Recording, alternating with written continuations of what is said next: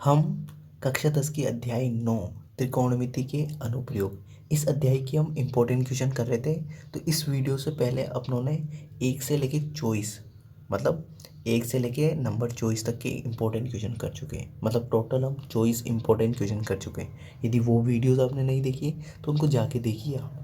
उससे क्या होगा कि आपका बेसिक जो नॉलेज है या बेसिक जो अंडरस्टैंडिंग है वो अच्छे से क्लियर हो जाएगी और इस अध्याय से आपका कोई भी क्वेश्चन गलत नहीं होगा। यदि आपको लगता है कि इस अध्याय से मेरे कन्फ्यूज़न होता है और मेरे क्वेश्चन गलत हो जाते हैं, मुझे आते हुए भी गलत हो जाते हैं, तो वो कैसे हो जाते हैं, तो वो अंडरस्टैंडिंग है ना, जो वो बेसिक नॉलेज है वो इन क्वेश्चन को देखने के बाद आपका एकदम क्लियर हो जाएगा। ठीक है, आज हम और इम्पोर्टेंट क्वेश्चन कर रहे हैं, क्वेश्चन नंबर 25 और आगे भी करेंगे। ठीक है, तो यदि आपने वो वीडियोज़ नहीं देखी तो आप उनको जाके देख सकते हैं। अब देखो क्वेश्चन नंबर 25 क्या है हमारा। भूमि से 60 मीटर ऊंचाई पर एक पतंग उड़ रही है। तो देखो यहाँ मैंने ये भूमि बना दी। अब इस भूमि से ये मैंने ऊंचाई बनाई, ये कितनी ऊंचाई है, ये 60 मीटर। 60 मीटर की ये ऊंचाई है। यहाँ पे एक पतंग उड़ रही है, ये मान लो एक पतंग है यहाँ पे। ठीक है, इसे ड्रॉ कर देता हूँ, ये पतंग ही है। ठीक है, समझ जाना आप है ना। तो भूमि से 60 मीटर की ऊंचाई पे एक पतंग उड़ रही है।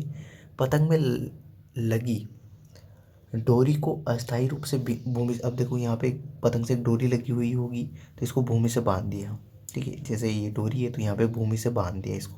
अब इसको भी मिला ही देते अपन। ठीक है, मिला दिया मैंने ये। भूमि से अस्थायी रूप से भूमि से बांध दिया जाता है, एक बिंदु से बांध दिया जाता है।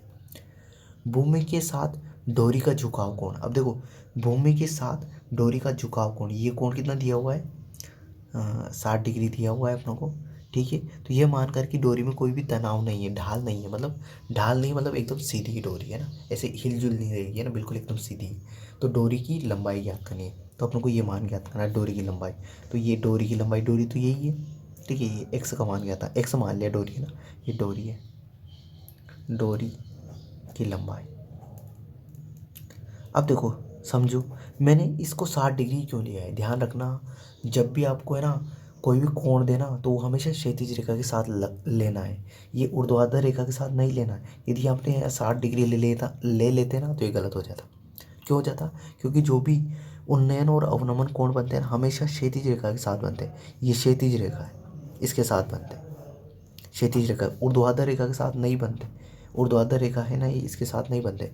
हमेशा उन्नयन और अवनमन कोण क्षैतिज रेखा के साथ बनते हैं। ठीक है, अब देखो ये ये कोण है, इसके सामने की ये जो भुजा है लंब है। ठीक है, और ये 90 डिग्री का कोण है, इसके सामने की ये भुजा क्या है, कर्ण है। मतलब डोरी की जो लंबाई ये क्या है अपनी, कर्ण है। तो अपन लाल बटे कक्के से ज्ञात कर लेते हैं कि लंब और कर्ण में क्या संबंध है। लंब और कर्ण में तो देखो LAL बटे KKA। तो देखो एक तो लंब दिया हुआ है, तो लंब ये रहा और ये रहा, लंब है ना। और एक कर्ण है, कर्ण दिया हुआ है, तो कर्ण ये और ये रहा, तो ये तो है ही नहीं अपना मान। अब देखो ये दोनों में बॉक्स बन गया तो मतलब ये है मान। अब ये क्या होता है, लंब बटे कर्ण, ये होता है साइन थीटा। तो यहाँ लगा देते साइन थीटा। साइन थीटा बराबर होता है अपना, देखो ये साइन थीटा का मान होता है ये कोस थीटा का और ये टेन थीटा का। तो साइन थीटा बराबर हो गया अपना लंब बटे कर्ण। ठीक है, अब आगे करते हैं इसको। तो देखो है ना, तो यहाँ मान रख रहा हूँ मैं साइन थीटा। थीटा का मान कितना है, 60 डिग्री, तो ये 60 डिग्री बराबर लंब का मान कितना है, देखो लंब 60 बटे कर्ण, देखो कर्ण, कर्ण का मान है x। ठीक है, अब देखो इधर आगे इधर कर रहा हूँ।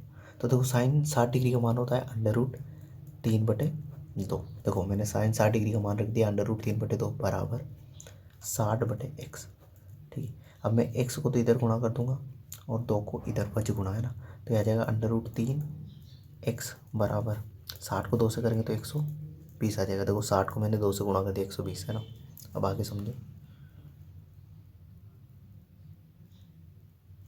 अब देखो मुझे तो x का मान चाहिए, डोरी की लंबाई, तो ये √3 का है, गुणा में तो कहाँ चला जाएगा, भाग में, तो x बराबर आ जाएगा 120 बटे √3। ये भी आंसर सही है। या इसका परिमेयकरण कर दो, ये आंसर भी लिख दिया तो भी सही है। ठीक है, या इसका परिमेयकरण करो, कैसे करोगे, तो x बराबर 120 बटे √3। अब देखो हर का परिमेयकरण कर रहे हैं तो ऊपर नीचे √3 से गुणा कर दो। ठीक है, तो x बराबर 120 √3, देखो 120 को √3 से करें 120 √3 आ जाएगा, बटे √3 को √3 से गुणा करें तो कितना आएगा, 3 आ जाएगा। ठीक है, अब देखो 120 में 3 का भाग दे लो, तो 3 चौक 12, 40 √3, तो ये x का मान आ गया अपना 40√3। या फिर और सिंपल करना चाहो तो √3 का जो मान होता है वो होता है 1.732। ठीक है, तो यहाँ रख दो x बराबर 40 गुणा √3 का मान कितना है 1.732, और इसको गुणा कर लो। तो इसको गुणा करेंगे तो क्या जाएगा, देखो गुणा करना है आपको, है ना। यहाँ इधर गुणा कर लेते हैं इसको। देखो ये पॉइंट मैं गुणा कर रहा हूँ, है ना, इधर गुणा कर देता हूँ, आपको अच्छे से बता देता हूँ गुणा कैसे करना है। तो ये 1.732 और इसको गुणा करना है 40 से। तो देखो कर देते हैं 0 0 0 0 गुणा 4 दूनी 8, 4 3 12 के 2 हासिल का 1, 7 चौक 28 से 29, 29 के 9 हासिल के 2, 4 और 2 6, 0 8 2 9 और 6, ये आ गया। अब दो कितने अंक पहले पॉइंट है, 3 अंक पहले, तो 3 अंक पहले पॉइंट लगा दो। 1 2 3, देखो पीछे से 3 अंक पहले पॉइंट है तो 3 अंक पहले पॉइंट, तो आ गया 69.280। तो 69.280। ठीक है, तो आई होप ये क्वेश्चन आपको क्लियरली समझ में आ गया होगा। ठीक है, अब क्वेश्चन नंबर अपन 26 पे चलते हैं।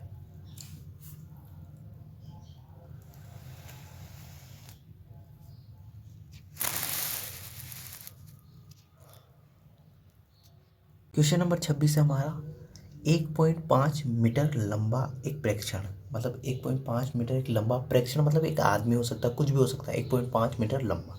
तो देखो सबसे पहले यहाँ बना लेता हूँ मैं, ये देखो 1.5 ये मैंने बना लिया, 1.5 मीटर एक लंबा प्रेक्षण है ये, है ना। प्रेक्षण, प्रेक्षण का मतलब कुछ भी हो सकता है, आदमी, है ना, कुछ भी। ये प्रेक्षण है 1.5 मीटर, 1.5 मीटर। ठीक है, 1.5 मीटर लंबा एक प्रेक्षण एक चिमनी से, अब एक चिमनी है, चिमनी से 28.5 मीटर की दूरी पर है। अब एक चिमनी है, देखो अब यहाँ से बना दो एक चिमनी, मैं बना रहा हूँ, कितनी दूर बनानी है 28.5 मीटर। तो ये देखो मैंने बनाई, यहाँ बना दी मैंने 28.5 मीटर।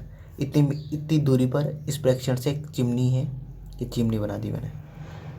ठीक है, ये है अपनी चिमनी, है ना, ये ध्यान रखना, ये अपनी चिमनी है, चिमनी। ठीक है, ये चिमनी अपनी, है ना। तो 1.5 मीटर लंबा एक प्रेक्षण है और 28.5 मीटर की दूरी पर एक चिमनी है।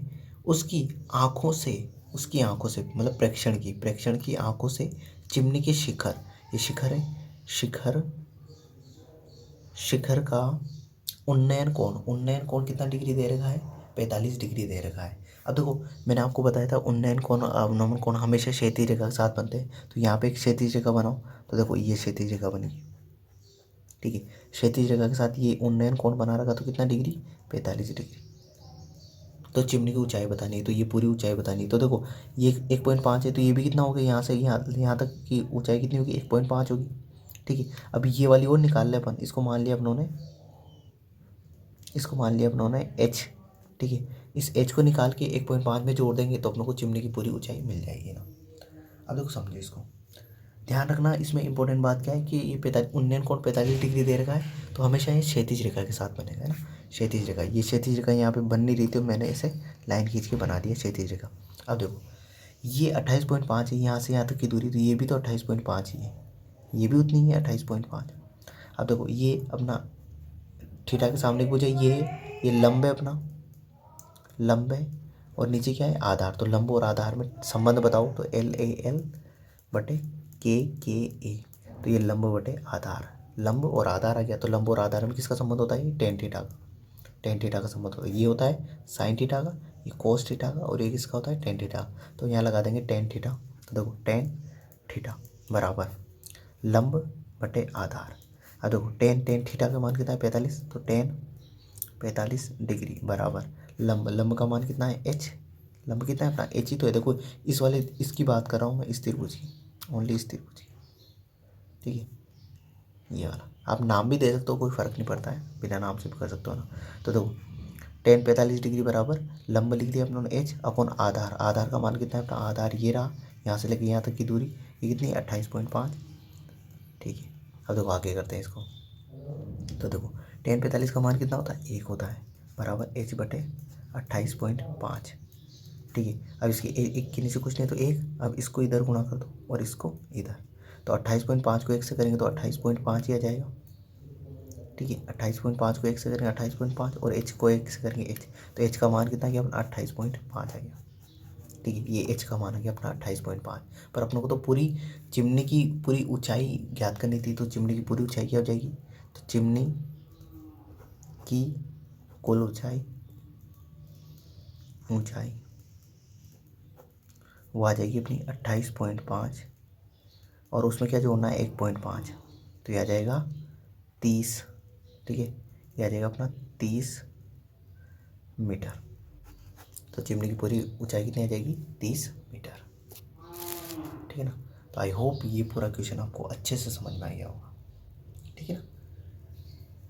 तो ये इसमें थोड़ा सा देखो, एक दो चीज़ और बता देता हूँ, ध्यान रखना। इसमें एक तो tan 45 का मान 1 होता है और tan 30 डिग्री का मान होता है 1/√3 और tan 60 डिग्री का मान होता है √3। ये इंपॉर्टेंट चीज़ें हैं। ठीक है, और एक दूसरी बात ये होती है कि 90 डिग्री के सामने की वजह हमेशा कर्ण होती है, वो ध्यान रखना है। उन्नयन और अवनमन कोण हमेशा बराबर होते हैं। उन्नयन और अवनमन कोण हमेशा बराबर होते हैं और उन्नयन और अवनमन कोण हमेशा क्षैतिज रेखा के साथ बनते हैं। हमेशा कौन सी रेखा के साथ बनते हैं, क्षैतिज रेखा के साथ बनते हैं। ठीक, तो आई होप ये वीडियो आपको समझ में आया होगा। इस वीडियो के लिए इतना ही, अगले वीडियो में अगले क्वेश्चन के साथ मिलते हैं। Thank you, bye.